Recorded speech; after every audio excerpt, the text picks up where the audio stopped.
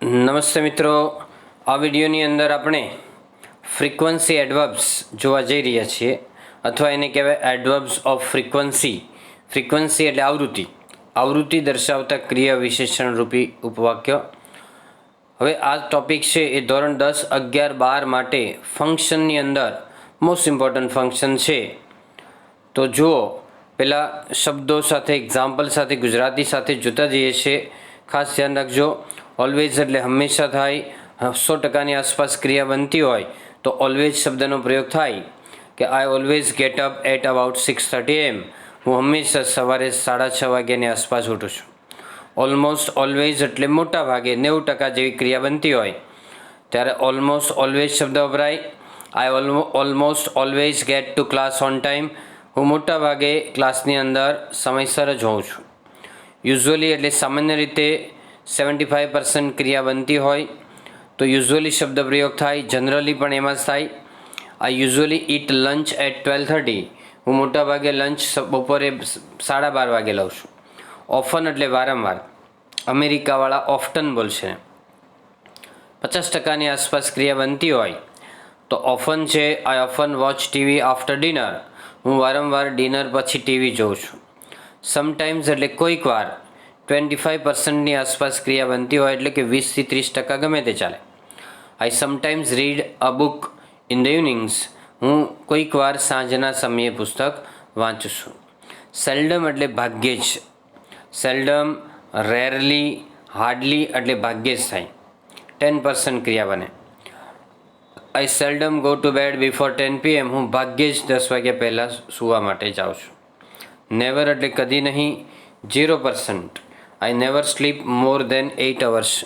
હું કદી પણ 8 કલાક કરતાં વધારે ઊંઘતો નથી. આગળ જો, how often do you go to temple. તમે ટેમ્પલ કેટલી વાર જાઓ છો? તો I go to temple once a week. અઠવાડિયામાં 1 વાર જતા હોય તો વન્સ, 2 વાર જતા હોય તો ટ્વાઇસ, 3 વાર જતા હોય તો થ્રાઇસ, 4 વાર જતા હોય તો 4 times, 5 times, 6 times, એમ આગળ વધતું જવાનું. ચાલો, બીજું છે answer. I always go to temple એટલે હું હંમેશા મંદિરે જાઉં છું. How often do you it fast food. તમે કેટલી વાર ફાસ્ટ ફૂડ ખાઓ છો? તો આઈ સમટાઇમ્સ ઇટ ફાસ્ટ ફૂડ. હું કોઈક વાર ફાસ્ટ ફૂડ ખાઉં છું. અથવા એની બીજી રીતે આમ લખાય, સમટાઇમ્સ આઈ ઇટ ફાસ્ટ ફૂડ. બરાબર.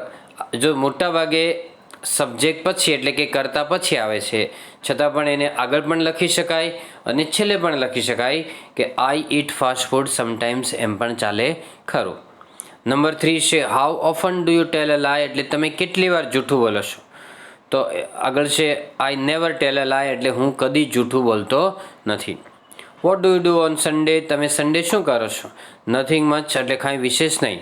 I generally slip teal 9. 9 વાગ્યા સુધી સામાન્ય રીતે હું ઊંઘું છું. Do you go to school on foot. શું તમે પગે ચાલીને જાઓ છો સ્કૂલે? No, I never go to school on foot. ના, હું કદી પણ સ્કૂલે ચાલીને જતો નથી. Number 6 what do you do after class. Class પછી તમે શું કરો છો? આઈ યુઝ્યુઅલી ગો હોમ એટલે હું સામાન્ય રીતે ઘરે જાઉં છું, ઘરે હોઉં છું. Do you go to market on Saturday evening. શું તમે સેટરડે સાંજે છે માર્કેટમાં જાઓ છો? No, I rarely go to market on Saturday evening. ના, હું ભાગ્યે જ સેટરડે ઇવનિંગમાં માર્કેટ જાઉં છું. Do you go to temple. તમે મંદિરે જાઓ છો? Yes, I often go to temple. હા, હું વારંવાર મંદિરે જાઉં છું. તો મિત્રો, અંડરલાઇન કરેલા જે શબ્દો છે એ બધા શબ્દો શું બતાવે છે? ફ્રીક્વન્સી બતાવે છે, આવૃત્તિ બતાવે છે, ક્રિયા કેટલી વાર થાય છે એવું બતાવે છે. ઓકે, તો complete the dialogue using the function. એવા શબ્દો જેમાં પ્રયોગ થયો હોય, અંડરલાઇન કરેલા હતા એવા શબ્દોનો પ્રયોગ કરી અને આપણે કમ્પ્લીટ કરવાનો છે dialogue. Nancy says I like to play at game zone. મને ગેમ ઝોનની અંદર રમવું ગમે છે. રાહુલ સેઝ કે આઈ નેવર વિઝિટ ઇટ. હું કદી પણ એની મુલાકાત લેતો નથી, એટલે આન્સર બી આવશે. નંબર 2 છે દ્રષ્ટિ says how does your mummy treat you. તારી મમ્મી તને કેવી રીતે ટ્રીટ કરે છે, તારી સાથે કેવું બિહેવ કરે છે. ભાર્ગવી સેઝ શી ઓલવેઝ ટ્રીટ્સ મી કાઇન્ડલી. તે હંમેશા મારી સાથે દયા ભાવપૂર્વક, પ્રેમપૂર્વકનું વર્તન કરે છે. અહીંયા ઓલવેઝ છે, પહેલાં બંને વાર હતો. નંબર 3 છે Neel says you always forget my name. તમે હંમેશા મારા નામને ભૂલી જાઓ છો. Teacher says you often forget my homework. તું વારંવાર મારું હોમવર્ક ભૂલી જાય છે. તો ઓફન શબ્દ એટલે વારંવાર, એ ફ્રિકવન્સી બતાવે છે. Principal says what do you think about Pappu's mischief. પપ્પુના તો તોફાન વિશે તમારું શું વિચારવું છે? Teacher says I am afraid એટલે મને ડાઉટ છે. He will never do it again. તે હવે કદી પણ તે આ કાર્ય કરશે નહીં. ઓકે, તો આ રીતે હવે આપણે કમ્પ્લીટ ધ સેન્ટન્સ જોવા જઈ રહ્યા છીએ. જો વી પ્રે વન્સ ઇન અ વીક એટલે અઠવાડિયામાં અમે એકવાર પ્રાર્થના કરીશું. પણ તમે અઠવાડિયામાં હંમેશા પ્રાર્થના કરો છો. બટ યુ ઓલવેઝ પ્રે એટલે તમે હંમેશા પ્રાર્થના કરો છો. તમે કોઈક વાર પ્રાર્થના કરો છો એવું કહેવાય તો યુ સમટાઈમ્સ પ્રે. તમે વારંવાર પ્રાર્થના કરો છો એવું કહેવાય તો યુ ઓફન પ્રે. ઓફન પ્રે. બરાબર. પછી સેકન્ડ સેન્ટેન્સ છે રેહાના ડઝન્ટ લાઇક મિલ્ક એટલે રેહાનાને મિલ્ક ભાવતું નથી. તો આપણે કહીએ કે શી નેવર ટેક્સ સ્વીટ્સ. તે કદી સ્વીટ્સ લેતી નથી એટલે દૂધની આઈટમ કોઈ લેતી નથી. શી નેવર ટેક્સ મિલ્ક કહો તોય ચાલે. શી નેવર ટેક્સ સ્વીટ્સ કહો તો પણ ચાલે. દે આર વેરી પુઅર એટલે તેઓ ખૂબ જ ગરીબ છે. They never go to the restaurant. તેઓ કદી પણ રેસ્ટોરન્ટમાં જતા નથી. They never go to restaurant. Mitali is fond of watching movies એટલે મિતાલીને મૂવી જોવાનો ખૂબ જ શોખ છે. She always go to the cinema. She always goes to the cinema. તે હંમેશા સિનેમા જાય છે. She often goes to the cinema. બરાબર. She often go to cinema. She always go to cinema. બરાબર. તો she sometimes go to cinema એમ ચાલે.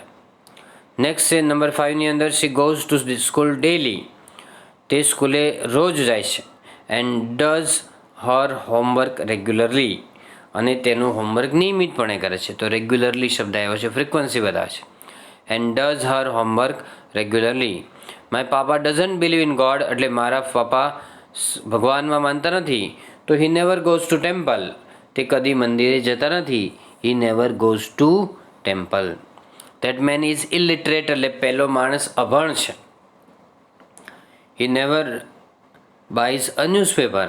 તે કદી પેપર ખરીદતો નથી. ન્યૂઝપેપર એટલે છાપું ખરીદતો નથી. He never buys a newspaper અથવા he never reads a book. Rohan works honestly એટલે રોહન પ્રામાણિકતાથી કામ કરે છે. He never cheats anybody. તે કોઈની સાથે ચીટિંગ કરતો નથી, ફ્રોડ કરતો નથી. He never cheats anybody. I don't like cold drinks but my kids always drink cold drinks. But my kids always drink cold drinks અથવા my kids always take cold drinks. Prithvi goes to school on her bicycle but Har brother never goes to school on his bicycle. But Har brother never goes to school on his bicycle. Brother છે એટલે his bicycle કરવાનું છે. Okay friends, so that's all. Happy learning, happy sharing. Thank you very much. Video ગમે તો like કરો, share કરો અને ફ્રેન્ડ્સની અંદર શેર કરીને પછી સબસ્ક્રાઈબ કરો ચેનલને. Thank you again.